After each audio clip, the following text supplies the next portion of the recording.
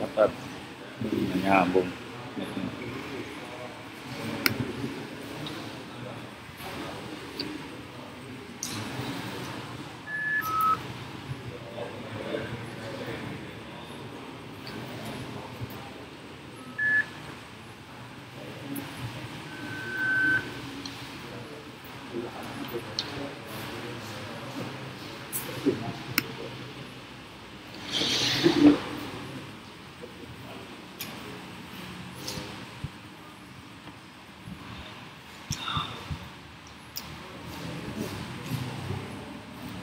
Dimulai dulu aja tak? Oke. Bismillahirrahmanirrahim.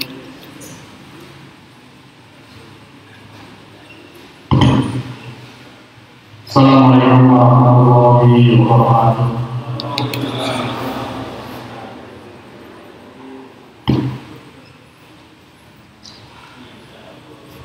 Alhamdulillahirabbil alamin wa bihi nasta'in wa ala umuri dunya waddin.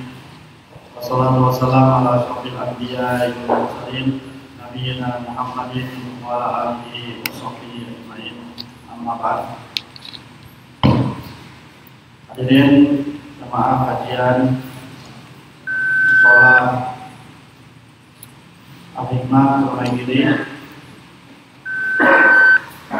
puji syukur senantiasa kita panjatkan kepada Allah Subhanahu wa Ta'ala yang telah memberikan banyak kita kenikmatan demi kenikmatan, terkhusus nikmat iman dan nikmat Islam yang masih menetap pada diri kita masing-masing.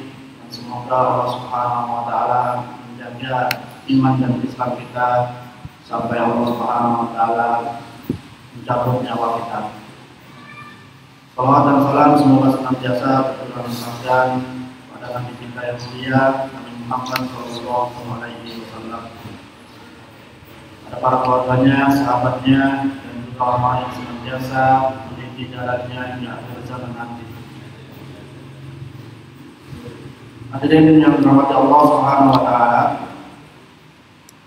kita lanjutkan kembali kajian kita tentang contoh-contoh dari sifat waroknya orang-orang soleh terdahulu.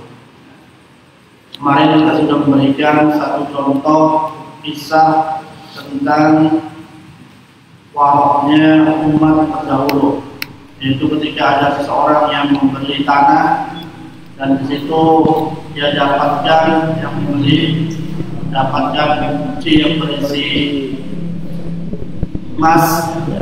Akhirnya yang membeli ingin mengembalikan emas tersebut karena yang dia beli cuma tanah, bukan isinya. Nah, saking menjaga dirinya dari hal-hal yang diharamkan, khawatir yang demikian tersebut bagian dari sesuatu yang bukan haknya, maka akhirnya dia kembalikan. Dan ternyata orang yang menjualnya pun tidak mau menerimanya karena merasa dia sudah menjual tanah beserta isinya. Nah, akhirnya mereka menghadap ke hakim dan diselesaikan, yaitu dengan menikahkan putra-putrinya dan emas itu disedekahkan kepada putra-putrinya tersebut. Itu kewaraan orang-orang terdahulu. Kemudian selanjutnya contoh dari sifat waroknya Nabi kita Muhammad sallallahu alaihi wasallam. Dalam hadis Abi Hurairah radhiyallahu anhu qala akhadha al-Hasan ibnu Ali radhiyallahu anhuma tamratan min tamris shadaqah. Ketika cucu Nabi yang bernama Hasan bin Ali, dia mengambil tamroh, mengambil kurma dari kurma sodakoh, ya. Faja'alaha fi fihi, kemudian kurma itu dimakan oleh cucunya yang masih kecil. Maka Nabi Muhammad SAW mengatakan kepada cucunya, kah. Kalau bahasa kita, suruh mengeluarkan kurma itu, ya. Lihat rohaha, agar mengeluarkan kurma yang telah dimakannya. Tsumma qala, kemudian kakeknya yaitu Nabi kita Muhammad mengatakan kepada Hasan, ama sya'arta anna la na'kulus shadaqah. Tidakkah engkau tahu, tidakkah engkau merasa bahwasanya kita itu tidak boleh makan sedekah? Itu Nabi kita Muhammad SAW memiliki sifat warok sedemikian rupa, ya. Padahal kalau kita mungkin orang biasa yang namanya anak kecil, ya, mungkin dianggapnya itu sesuatu hal yang lumrah, sesuatu hal yang wajar. Namanya juga anak kecil, apalagi dia masih belum balik, masih anak-anak, ya. Dosanya pun, ya, mungkin kalau berbuat dosa masih tidak dihitung oleh Allah Subhanahu wa taala. Tapi karena Nabi kita Muhammad SAW memiliki sifat warok yang begitu besar, maka yang demikian ini pun tidak boleh dilakukan oleh cucunya, meskipun cucunya masih kecil sekali. Wa Nabi Hurairah, kemudian juga contoh yang lain dari waroknya Nabi kita Muhammad SAW, dari Abi Hurairah radhiyallahu anhu an Nabi SAW qala, inni la anqalibu ila ahli. Ketika Nabi Muhammad SAW balik atau pulang ke rumahnya, pulang ke keluarganya, fa ajidu tamrah saqitatan ala firashi. Kemudian Nabi kita Muhammad SAW menemukan satu buah kurma di atas kasurnya atau di atas ranjangnya. Fa'arfa'uha li'akulaha. Akhirnya Nabi kita memungut kurma itu untuk dimakannya. Tsumma akhsha an takuna shadaqatan fa'ulqiha. Namun sebelum kurma itu dimakan, ada kekhawatiran dalam diri Nabi Muhammad SAW. Jangan-jangan ini kurma sedekah. Nah, karena ada kekhawatiran tersebut, kurma itu akhirnya diletakkan kembali. Karena Nabi dan keturunannya tidak boleh makan sedekah. Nah, karena kehati-hatian beliau, dikhawatirkan kurma itu adalah kurma sedekah, maka Nabi meletakkannya. Itu contoh waroknya Nabi kita Muhammad SAW. Jadi memang betul-betul menjaga dirinya dari segala makanan yang mana makanan itu syubhat, yang tidak diketahui statusnya, apakah itu sedekah atau apa, maka Nabi kita menjaganya, baik Nabi sendiri ataupun keluarganya. Apalagi perkara-perkara yang haram, yang jelas-jelas haram, ya harusnya kita harus menghindarinya sekuat mungkin, ya. Kemudian kisah waroknya sahabat. Kalau tadi contohnya waroknya Nabi kita Muhammad, ini contoh dari sifat waroknya para sahabat. An Abi Qatadah radhiyallahu anhu qala, kunna ma'an Nabi sallallahu alaihi wasallam bil Qahah. Jadi dari Abi Qatadah radhiyallahu anhu, beliau berkata, kunna ma'an Nabi, kita sedang bersama Nabi di sebuah tempat yang namanya Qahah. Wa minna al-muhrim wa minna ghairal muhrim. Di antara rombongan tersebut, ya, ada yang sedang melaksanakan ihram, artinya mau melakukan ibadah umroh. Wa minna ghairal muhrim, dan ada yang tidak sedang ihram, ya. Fara'aitu ashabi yatarawna syai'an fanadartu fa idza himarun wahsy. Kemudian Abi Qatadah melihat para sahabatnya sedang melihat sesuatu. Ternyata itu adalah himar wahsy, keledai yang liar, keledai liar, ya. Himar wahsy, keledai yang tidak ada pemiliknya. Fawaqa'a sauti faqalu la nu'inaka alaihi bi syai'in inna muhrimun. Akhirnya Abi Qatadah ini mengambil cambuknya dan melemparkan atau memukulnya di himar itu, di keledai itu. Tapi para sahabatnya tidak mau membantu Abi Qatadah karena dia sedang ihram, ya. Karena namanya orang yang sedang ihram itu tidak boleh berburu, ya. Orang yang sedang menjalankan ibadah umrah atau ibadah haji, dia dalam berpakaian ihram itu tidak boleh berburu, ya. Maka karena sahabatnya ini sedang ihram, ya mereka tidak membantu Abi Qatadah. Kalau membantu nantinya dia kena dam, ya, kena denda atau kena sanksi.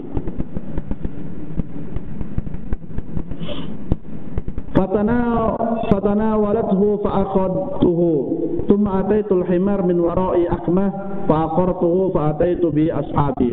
Akhirnya himar itu, keledai itu bisa didapatkan dan disembelih, kemudian ya dipanggang, ya, dan diserahkan kepada sahabat-sahabatnya tadi. Faqala ba'duhum, maka sebagian rombongan tersebut mengatakan, kulu, silakan dimakan. Karena sudah dapat buruan tadi, silakan dimakan. Wa qala ba'dhum la ta'kulu. Tapi sebagian lain mengatakan jangan makan. Kenapa?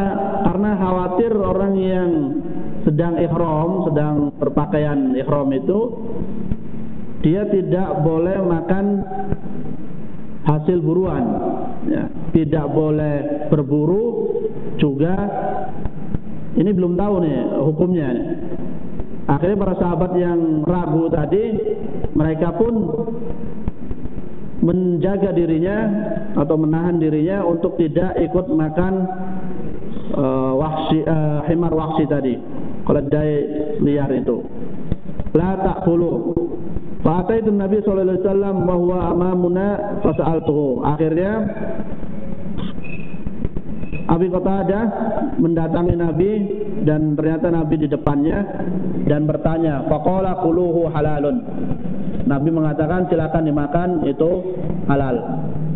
Nah, ini juga terkait hukum orang yang sedang ihram, ya. Memang mereka tidak boleh berburu.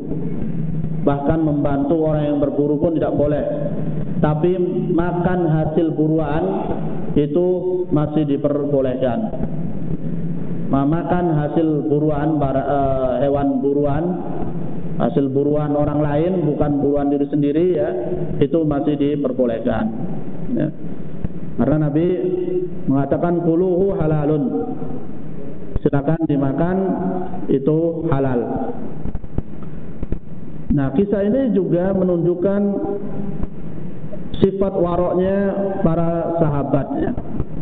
Kenapa ketika Abi Qatadah melemparkan atau memukul himar itu dengan cambuknya, sedangkan para sahabat lain tidak ikut membantunya? Karena mereka khawatir kalau mereka itu ikut membantunya, berarti mereka ikut berburu, ya, jadi khawatir kalau membantu Abi Qatadah berarti yang sedang ihram ini sama dia membantu Abi Qatadah dalam berburu. Kemudian sifat warok orang-orang yang ihram itu dari sebagian sahabat Nabi juga, mereka juga tidak tergesa-gesa untuk memakan hasil buruan. Nah,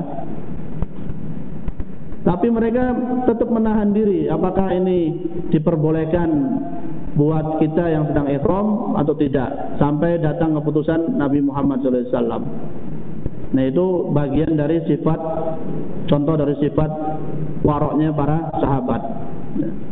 kalau makanan statusnya belum jelas bagi kita, ya mereka menahan diri untuk tidak mengkonsumsinya ya. Kita pun harus bisa mengambil pelajaran dari sifat waroknya para sahabat dan juga Nabi kita Muhammad SAW. Kalau makanan itu belum jelas ini halal atau haram, makan ini statusnya masih syubhat, ya alangkah baiknya kita meninggalkannya demi kehati-hatian supaya tidak ada sesuatu makanan yang haram masuk ke dalam tubuh kita. Itulah jenis sifat waro itu, yang memang menahan diri dari hal-hal yang statusnya belum jelas ya. Yang subhat saja harus kita tinggalkan, apalagi yang haram jelas-jelas harus kita tinggalkan sejauh-jauhnya. Wa min wara'i Siddiq.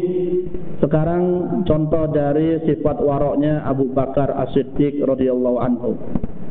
Inna Abu Bakar As-Siddiq radhiyallahu anhu balagha wara'ahu muballighan 'aziman wa huwa afdalul wara'in ba'dan nabi. Jadi Abu Bakar Siddiq ini memiliki sifat warok yang begitu besar. Ini manusia yang memiliki sifat warok, yang sifat waroknya setelah Nabi kita Muhammad SAW. Setelah Nabi Muhammad baru Abu Bakar As-Siddiq. Tingkatannya Nabi Muhammad, kemudian Abu Bakar As-Siddiq. Dikisahkan dari anaknya yang bernama Aisyah radhiyallahu anha qalat kana li Abi Bakar ghulam.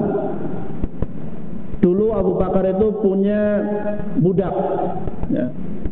Yukhriju lahu kharraj, yang mana budak ini senantiasa selalu memberikan upah ya, selalu memberikan upah buat tuannya ya, karena dulu masih ada perbudakan ya.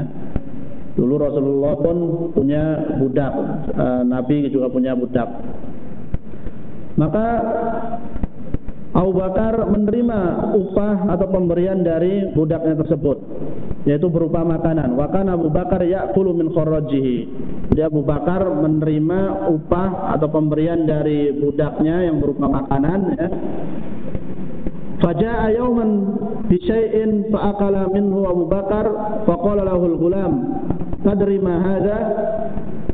Nah, setelah makan dari pemberian budaknya tersebut, kemudian budaknya bertanya, "Tahukah engkau ini saya dapat dari mana? Ini pemberian makanan ini tahu enggak dapat dari mana?" Budaknya bertanya kepada Abu Bakar. Faqala Abu Bakar, "Wa ma huwa?" Ya dari mana? Dari mana engkau mendapatkannya? Qala kuntu takahantu li insanin fil jahiliyah. Kata budaknya, dulu saya ya, pada masa jahiliyah pernah berbuat perbuatan perdukunan, praktek perdukunan. Jadi budaknya ini pernah melakukan praktek perdukunan, artinya dia pura-pura jadi dukun. Wa ma uhsinul kahana, padahal dia tidak pandai dalam ilmu perdukunan. Illa inni khada'tuhu, kecuali saya pengen menipu orang tersebut. Walakini fa'atani bidzalik, ternyata mungkin meskipun dia pura-pura tujuannya menipu, mungkin lagi kebetulan pas sesuai dengan apa yang diinginkan oleh orang yang minta tadi. Akhirnya si budak ini mendapatkan hadiah dari orang yang datang kepadanya itu ya.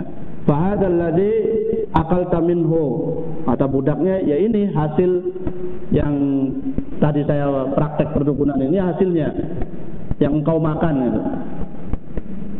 Nah, setelah Abu Bakar mengetahui ternyata makanan yang dimakan itu hasil dari praktek perdukunan budaknya tersebut, apa yang dilakukan oleh Abu Bakar? Kalau kita kan ya sudah terlanjur masuk, udahlah biarkan saja. Tapi Abu Bakar tidak seperti itu. Abu Bakar memasukkan tangannya, fa'adkhara Abu Bakar yadahu faqa'a kulla syai'in fi batnihi. Abu Bakar memasukkan tangannya dan memuntahkan makanan yang dimakan di perutnya tersebut. Nah, itu saking waroknya Abu Bakar As-Siddiq, nggak mau ada makanan yang haram masuk ke dalam tubuhnya. Nah, akhirnya setelah mengetahui, wah ini dari hasil yang tidak benar ini, budaknya ngasih makanan bukan dari hasil yang halal. Ya, akhirnya Abu Bakar berusaha untuk mengeluarkan makanan yang haram tersebut. Itu waroknya Abu Bakar. Sekarang sifat waroknya Umar Al-Faruq, Umar bin Khattab ya.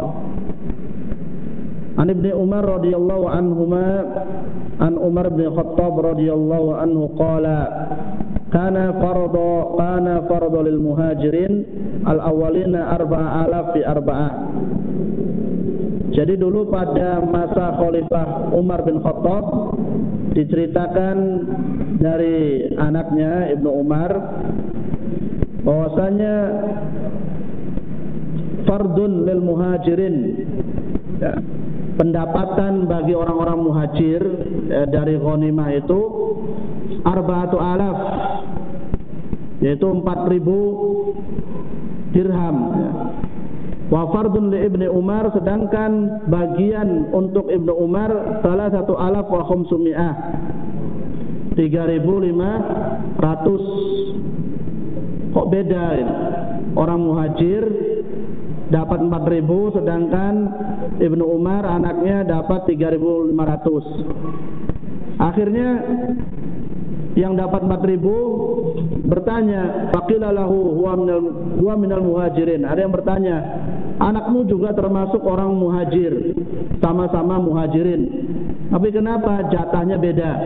Yang ini 4.000, sedangkan anaknya sendiri 3.500, jadi 500. Kenapa itu? Falima naqastahu min 4,000. Kenapa engkau kurangi dari jatah 4.000 itu? Kenapa? Qala Umar bin Khattab mengatakan, innama hajara bihi abahu atau abawahu. Sesungguhnya Ibnu Umar itu dia itu hijrahnya bukan karena kemauan sendiri, tapi hijrahnya karena dibawa oleh kedua orang tuanya. Ya. Yaqulu laisa huwa kaman hajara bi nafsi. Maka beda orang yang hijrah dengan kemauan sendirinya dengan orang yang hijrah dibawa oleh kedua orang tuanya. Oleh karena itu pendapatannya pun beda. Itu sifat waroknya Umar Al-Faruq ya. Tidak semena-mena, meskipun beliau sebagai pimpinan, sebagai khalifah, akhirnya memberikan jatah keluarganya lebih besar atau disamaratakan.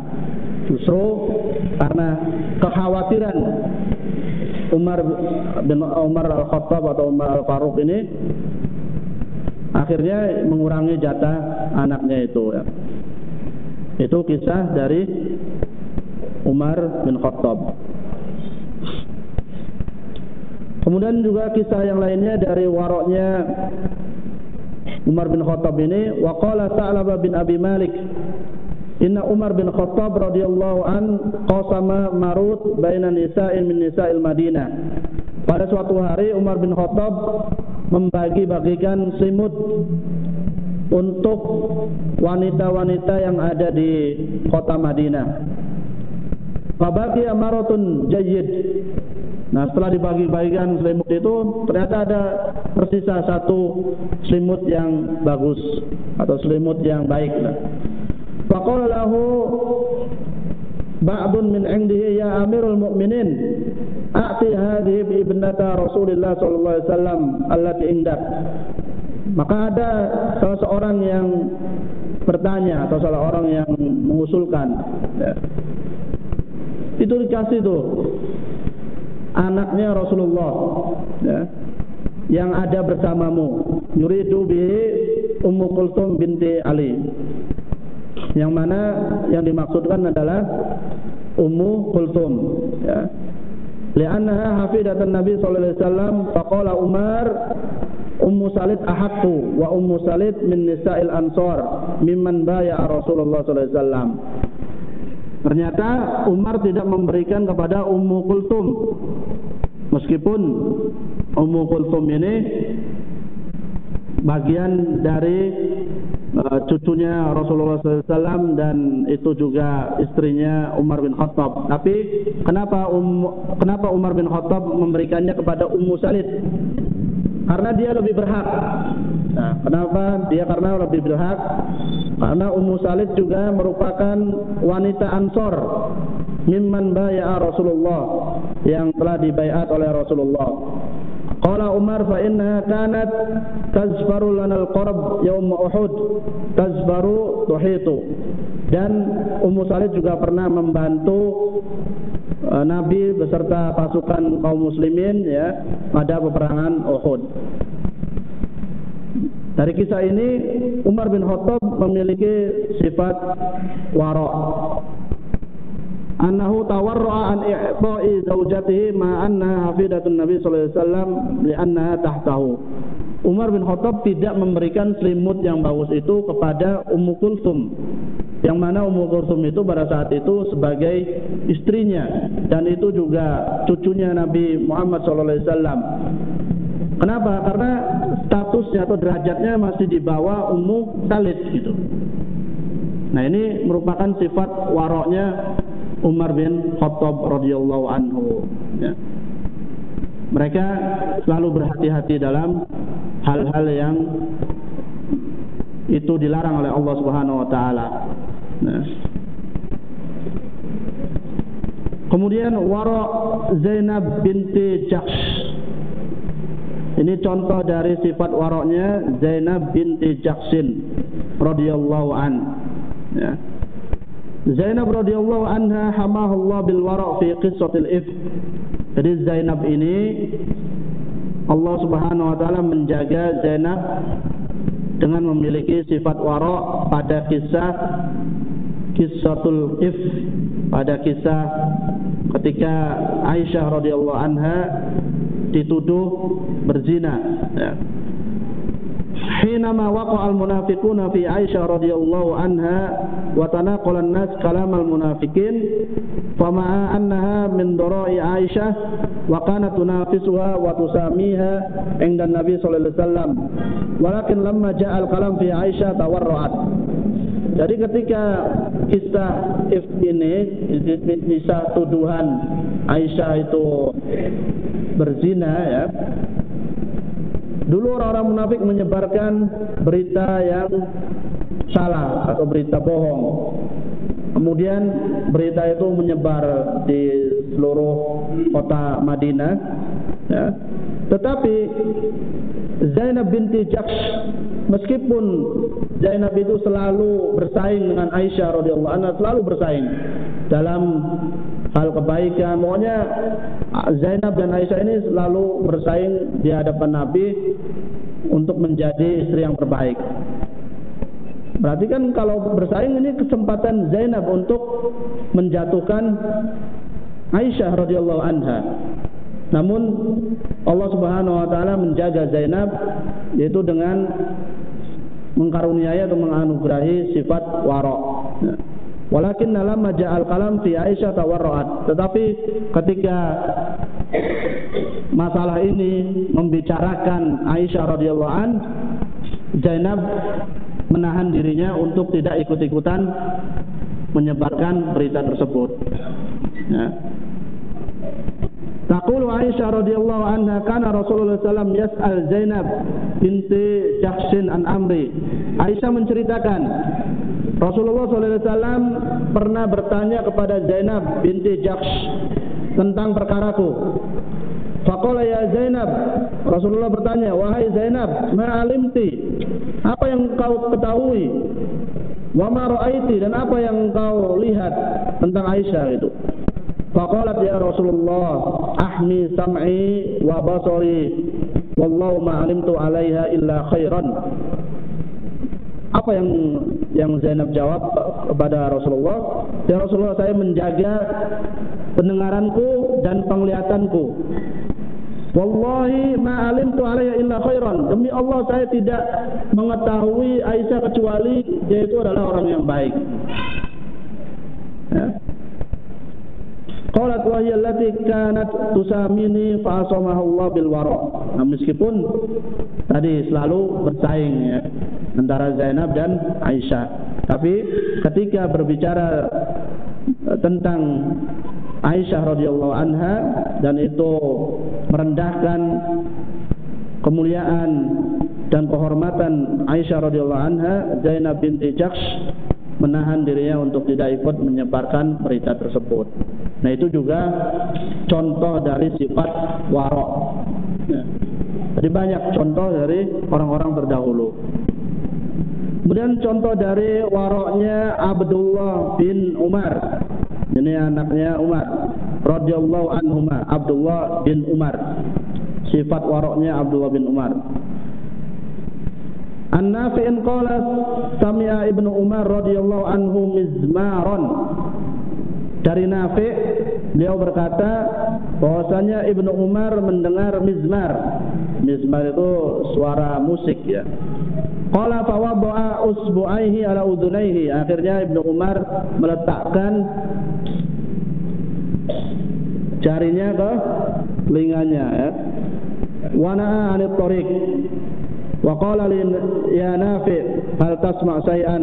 Kemudian Ibnu Umar terus berjalan sambil menutup telinganya. Kemudian bertanya kepada Nafi', ya Nafi', hal tasma'u syai'an?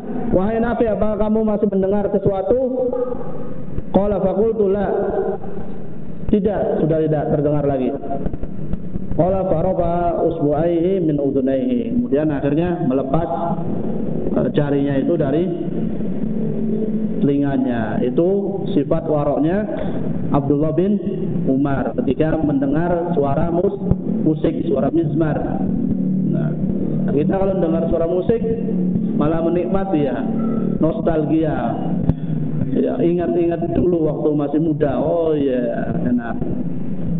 Tapi Abdullah bin Umar dia karena khawatir terjatuh atau ada sesuatu yang haram didengarnya, sampai kehati-hatiannya itu ditutup telinganya ya, ditutup untuk tidak mendengarkan suara musik itu. Kemudian selanjutnya min wara'it tabi'in. Contoh dari sifat wara'nya para tabi'in. An Abdurrahman bin Utsman qala kunna ma'a Talha bin Ubaidillah radhiyallahu anhu wa nahnu hurum fa ahdilana ta'ir fa minna man akala wa minna man tawarra'a falam ya'kul. Dari Abdurrahman bin Utsman, beliau berkata, ketika kami bersama Talha bin Ubaidillah dan mereka sedang melaksanakan ihram ya, fa'ahdilana ta'ir. Kemudian mereka diberikan hadiah berupa burung. Faminna man akal. Ada di antara mereka yang ikut makan dan ada di antara mereka yang tidak ikut makan. Falamma istaiqadha Talha wa faqa man akala wa qala akalnahu ma'a Rasulillah sallallahu alaihi wasallam. Ketika Talha bangun dari tidurnya, kemudian Talha mengatakan ya dia menyetujui bagi orang-orang yang ikut makan. Kenapa? Karena dulu kami pun makan bersama Rasulullah SAW hewan hasil buruan. Seperti yang tadi di awal telah disebutkan bahwasanya orang yang berihram tidak boleh berburu, tapi masih diperbolehkan untuk makan hasil buruan ya. Untuk saat ini ya mungkin sudah tidak ada lagi berburu karena kita berihram, kita menggunakan bus ya, kemudian juga makanan sudah tersedia. Kalau dulu kan masih pakai onta, pakai jalan kaki, maka mereka ya untuk bisa bertahan hidup ya berburu hewan ya.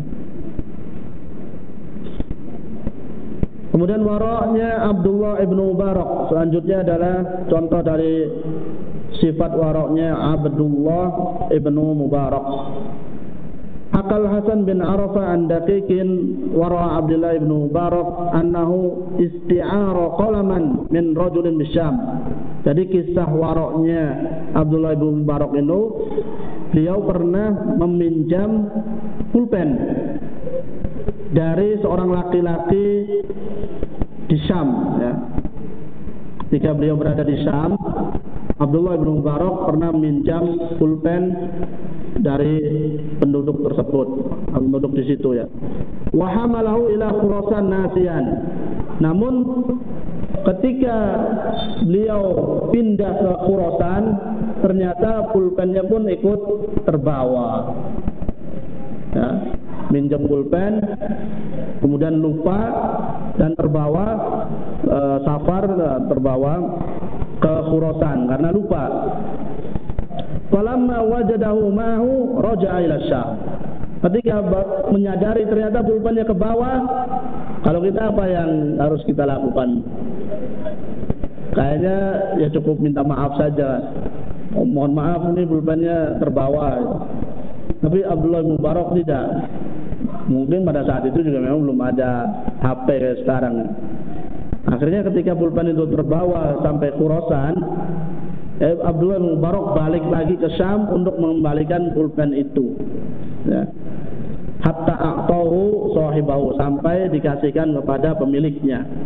Itu saking waroknya orang-orang soleh terdahulu, ya. Mereka tidak mau ada sesuatu yang haram dipakai, sesuatu yang subhat, ya. Tidak mau mereka pakai. Wa qisasul wara'in la tantahi wa innamal hurru takfihi al-isyarah. Dan kisah-kisah sifat waroknya orang-orang soleh kalau diceritakan satu persatu memang tidak akan habis.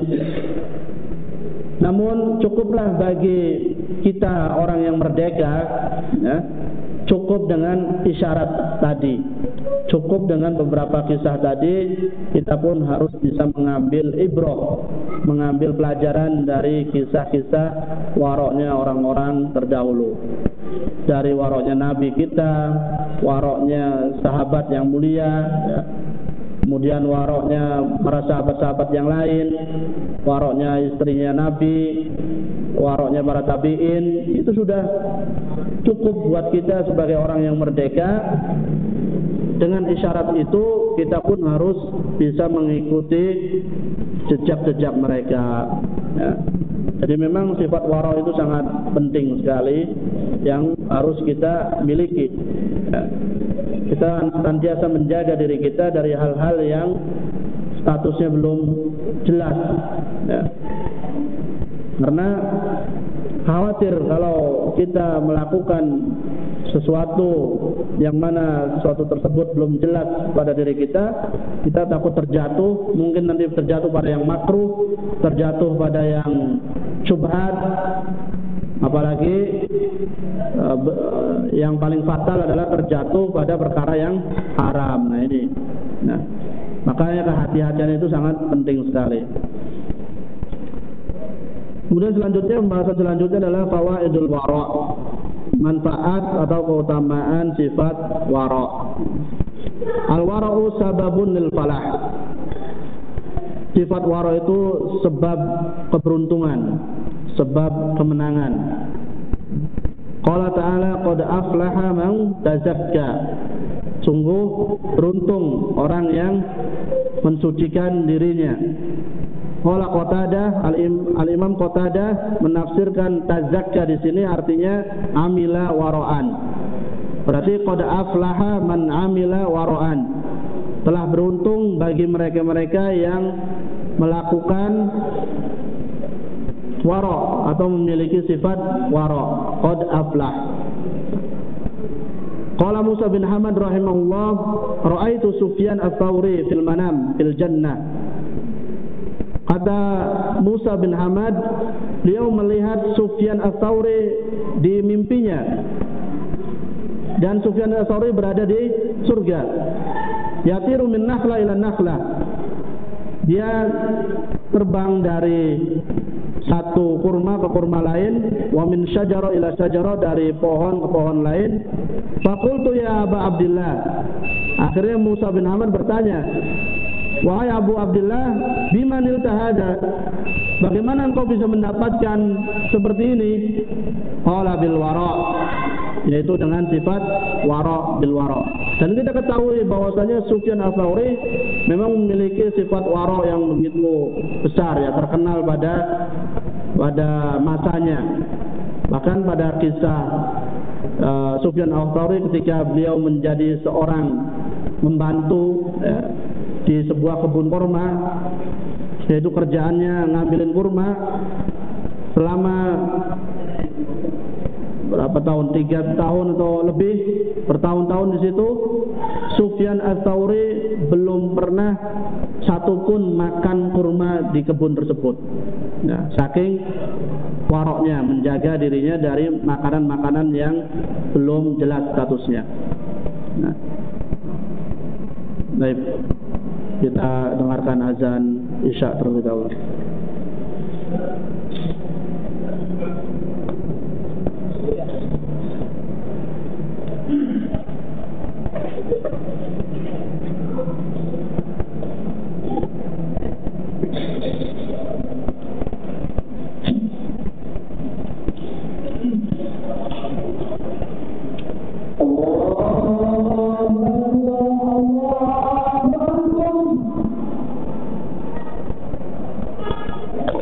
Allah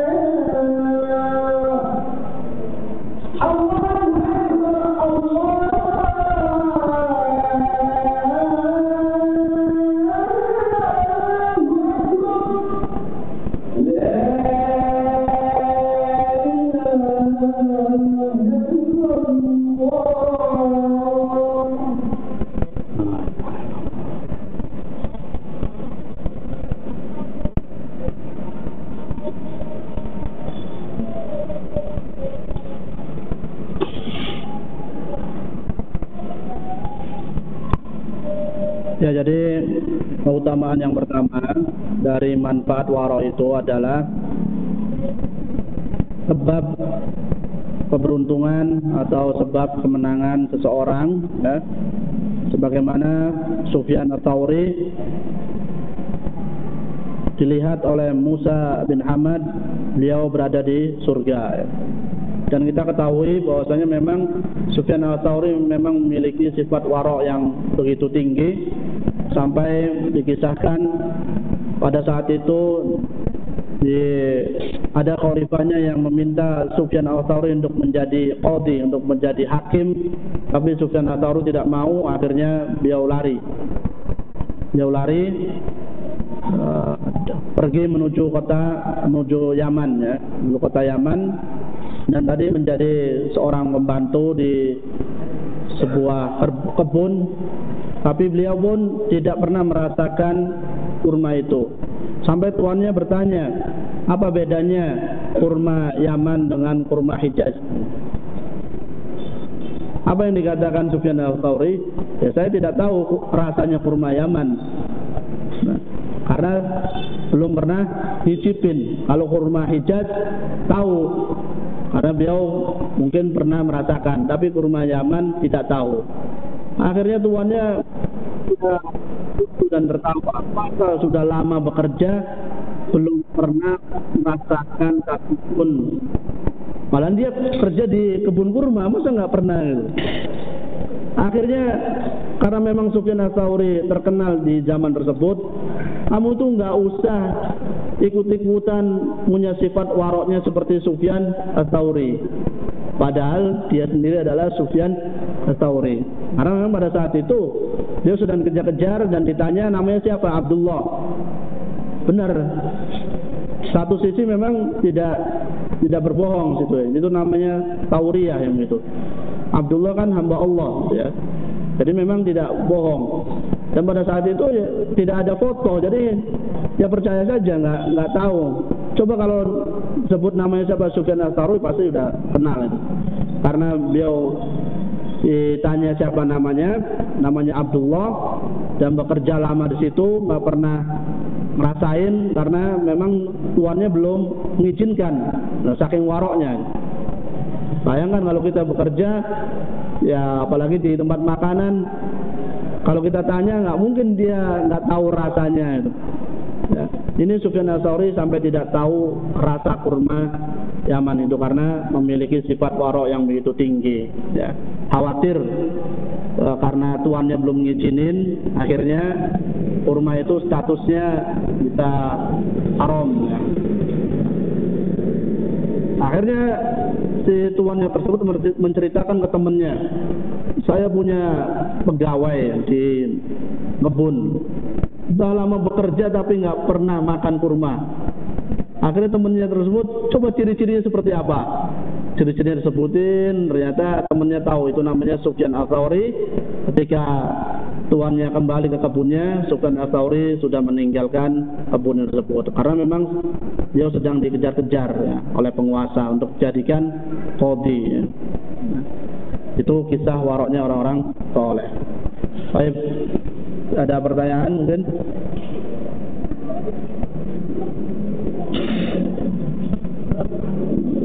Ya.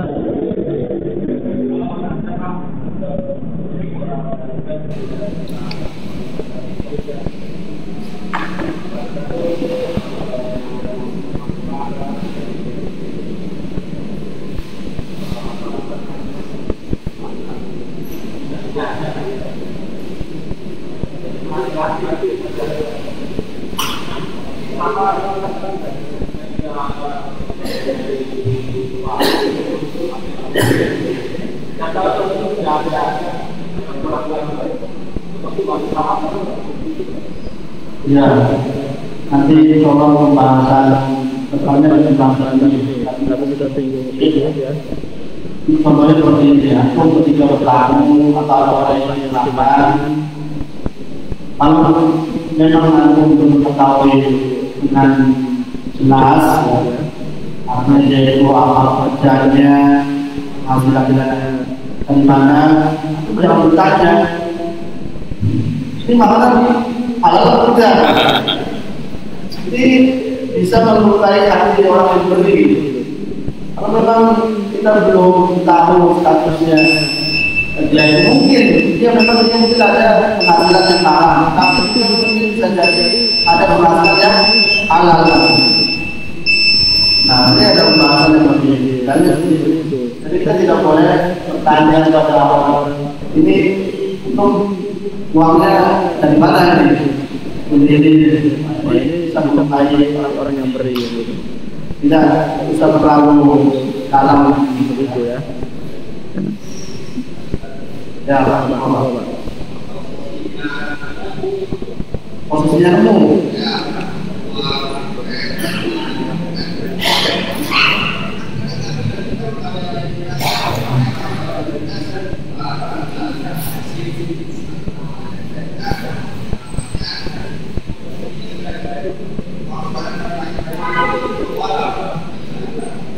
Iya, tadi kalau kita memang harus menjaga, kita harus hati-hati dari sesuatu yang belum jelas. Jadi barang perempuan apapun, kalau memang itu bisa diumumkan sampai orangnya dapat, bahkan ada hukum sendiri itu, babul kotor, barang perempuan itu ada pembahasannya di ilmu fikih ya. Itu juga kalau mungkin barang perempuannya berharga itu bisa dipakai 1 tahun. Tapi mungkin kalau antum temu uang 2.000 setahun, itu masalah aja kontak infak, kembalikan kepada maslahatan umum. Kalau barang berharga itu setahun, kalau itu setahun belum ada yang ngaku, silakan antum atau kembalikan kepada infak. Itu Pak. Di barang perempuan juga memang ada pembahasan sendiri fikih. Allah. Kita tutup dengan baca qaul majlis. Subhanakallahumma bihamdika asyhadu an la ilaha illa anta astaghfiruka wa atubu ilaik. Assalamualaikum warahmatullahi wabarakatuh.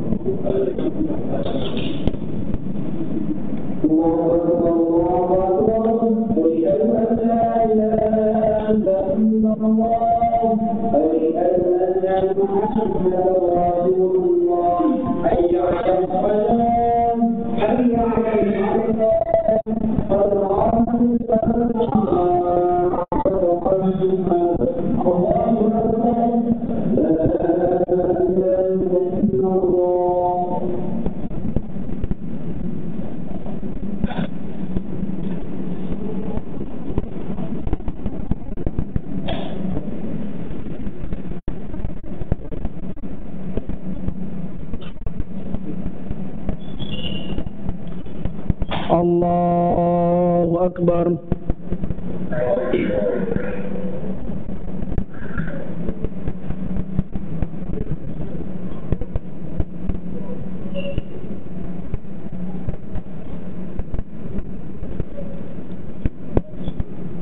Alhamdulillahi Rabbil Alamin Ar-Rahmanir Rahim Maliki Yawmiddin Iyyaka na'budu wa iyyaka nasta'in Ihdinas siratal mustaqim Siratal ladzina an'amta 'alaihim ghairil maghdubi 'alaihim waladdallin.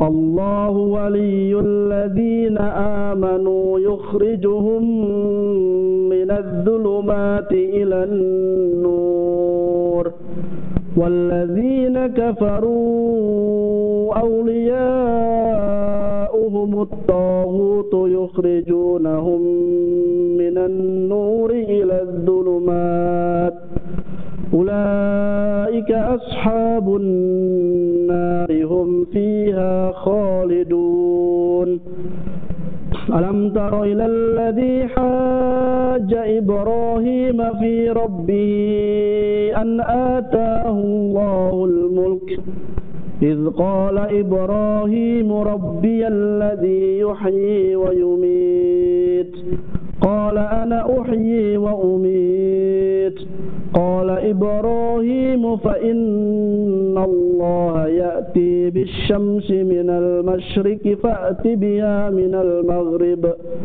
فبهت الذي كفر والله لا يهدي القوم الظالمين أو كالذي مر على قرية وهي خاوية على عروشها قال أنى يحيي هذه الله بعد موتها فأماته الله 100 عام ثم بعثه قال كم لبثت قال لبثت يوما أو بعض يوم قال بل لبثت 100 عام فانظر إلى طعامك وشرابك لم يتسنه وانظر إلى حمارك ولنجعلك آية للناس وانظر إلى العظام كيف ننشزها ثم نقصوها لحما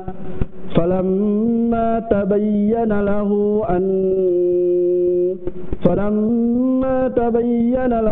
أن الله على كل شيء قدير. الله أكبر.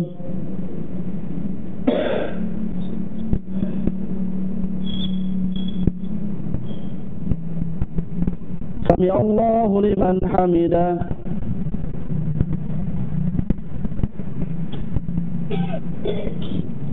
الله أكبر.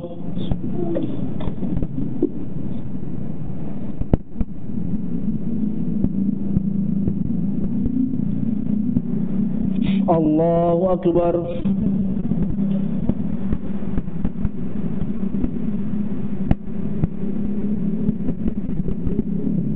الله أكبر.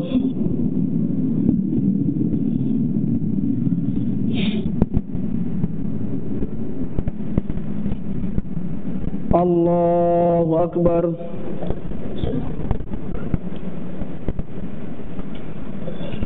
الحمد لله رب العالمين الرحمن الرحيم مالك يوم الدين إياك نعبد وإياك نستعين اهدنا الصراط المستقيم صراط الذين أنعمت عليهم غير المغضوب عليهم ولا الضالين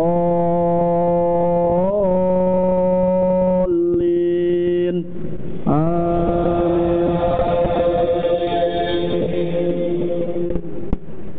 وإذ قال إبراهيم رب أرني كيف تحيي الموتى قال أولم تؤمن قال بلى ولكن ليطمئن قلبي قال فخذ 4 من الطير فصرهن إليك ثم اجعل لكل من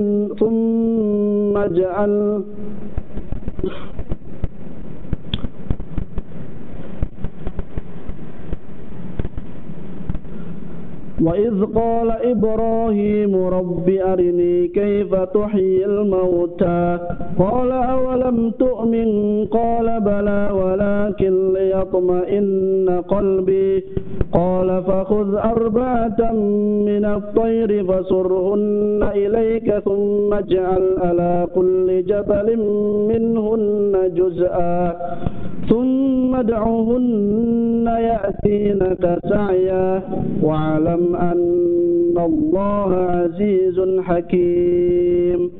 مثل الذين ينفقون أموالهم في سبيل الله كمثل حبة أنبتت 7 سنابل في كل سنبلة 100 حبة والله يضاعف لمن يشاء والله واسع عليم. الله أكبر.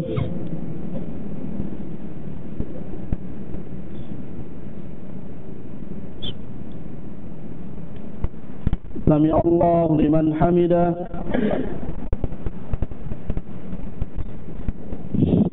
الله أكبر.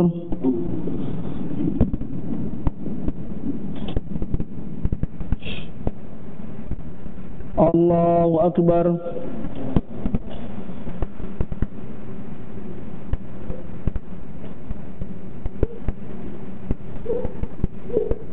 الله أكبر.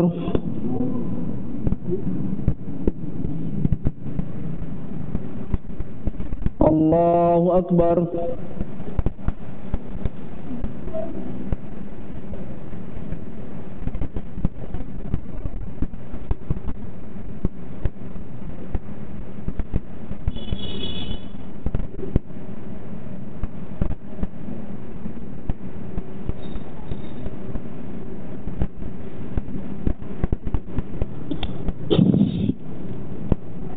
الله أكبر.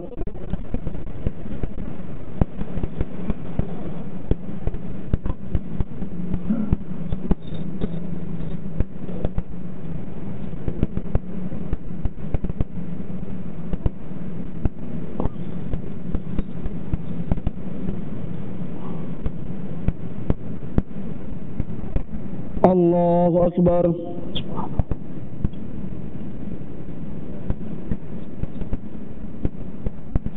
سمع الله لمن حمده. الله أكبر.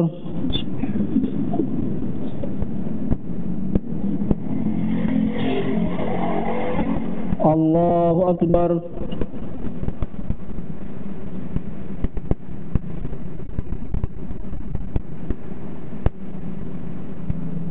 الله أكبر.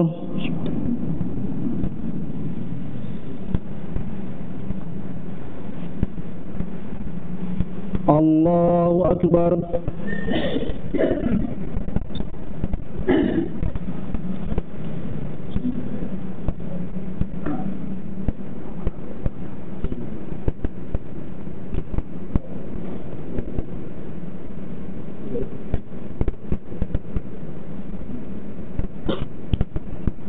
الله أكبر.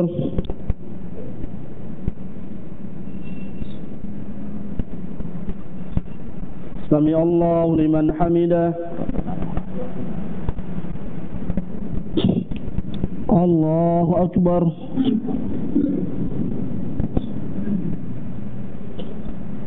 الله أكبر.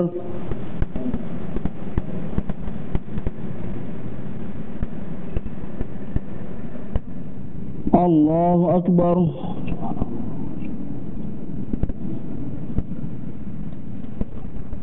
الله أكبر.